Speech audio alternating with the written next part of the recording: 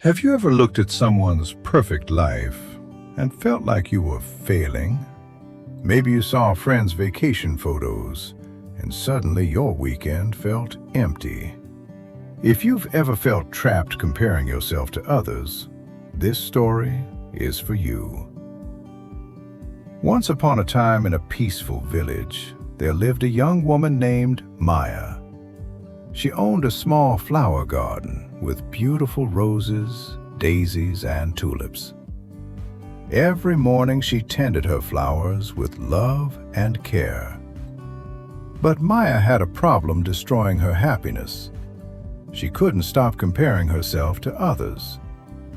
When she saw her neighbor Anna's exotic orchids, Maya felt ashamed of her simple flowers.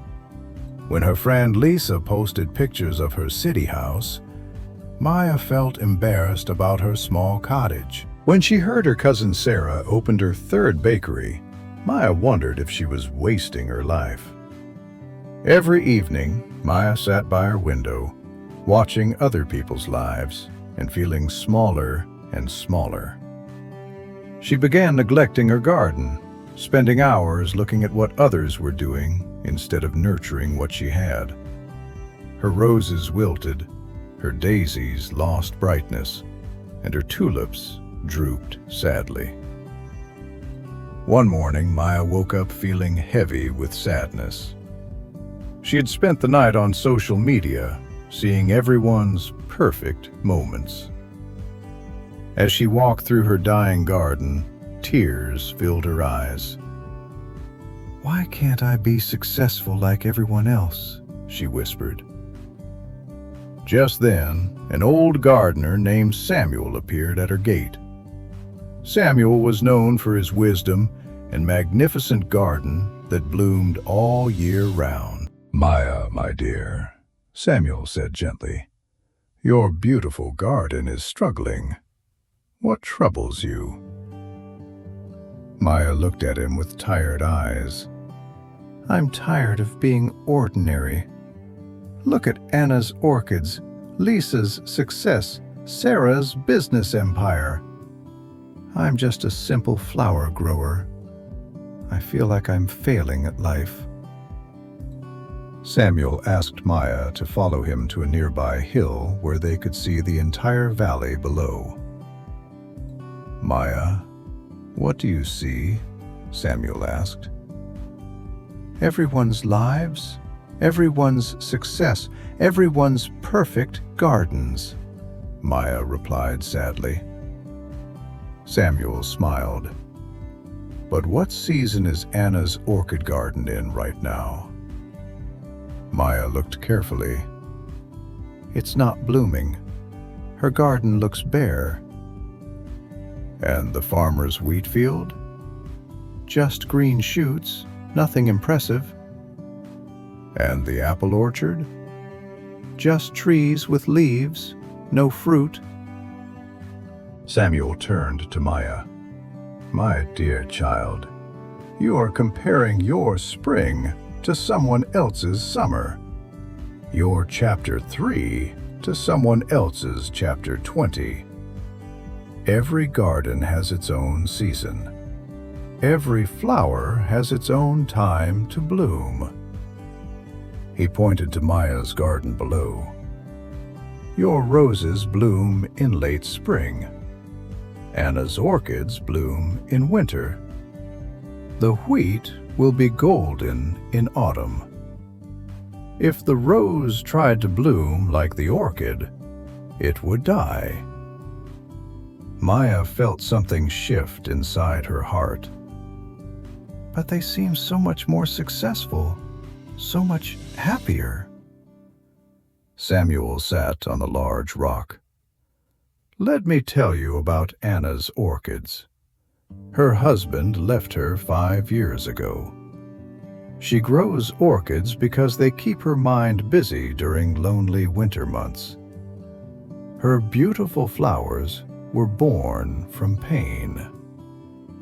Maya's eyes widened. "And Lisa with her city house? She works 14 hours a day and has no real friends. She bought that house to impress people she doesn't like, and now she's trapped by payments that force her to work even harder. And Sarah's bakeries?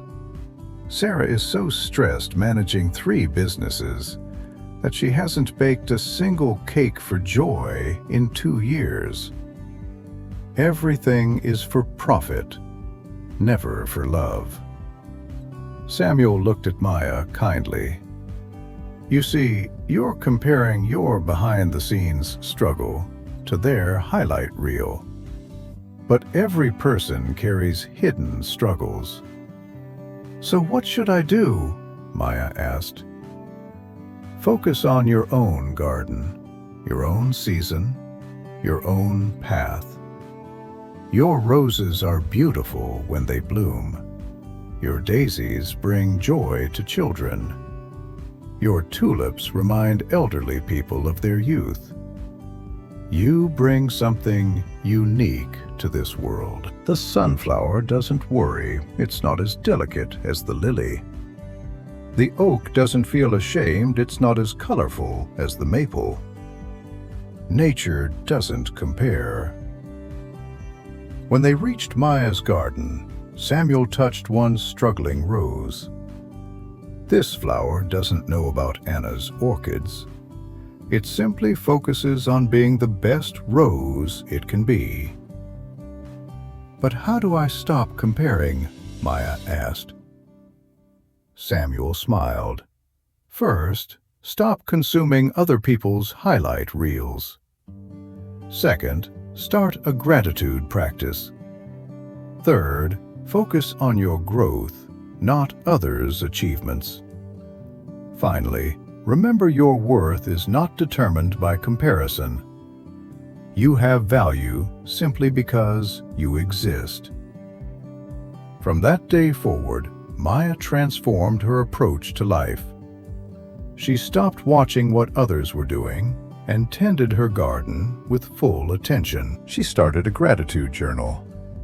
She began seeing her cottage as cozy, her village life as peaceful, her garden as meaningful. Slowly, her garden came back to life. Her roses bloomed beautifully.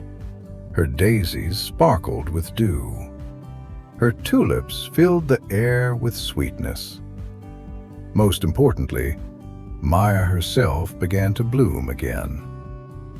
Months later, Lisa visited Maya, looking tired and stressed.